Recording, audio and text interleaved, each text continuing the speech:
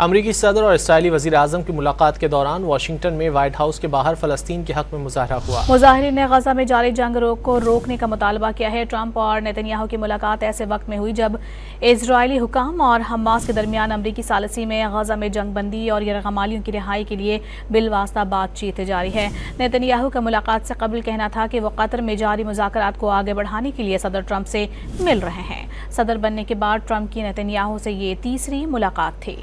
अमरीकी सदर और इसराइली वज़ीर आज़म की मुलाकात के दौरान वाशिंगटन में व्हाइट हाउस के बाहर फ़लस्तीन के हक में मुज़ाहरा हुआ। मुज़ाहिरीन ने गजा में जारी जंग को रोकने का मुतालबा किया है। ट्रंप और नेतन्याहू की मुलाकात ऐसे वक्त में हुई जब इजरायली हुकाम और हमास के दरमियान अमरीकी सालिसी में गजा में जंग बंदी और यरगमालियों की रिहाई के लिए बिलवास्ता बातचीत जारी है। नेतन्याहू का मुलाकात से कबल कहना था कि वो कतर में जारी मुज़ाकरात को आगे बढ़ाने के लिए सदर ट्रंप से मिल रहे हैं। सदर बनने के बाद ट्रंप की नेतन्याहू से ये तीसरी मुलाकात थी।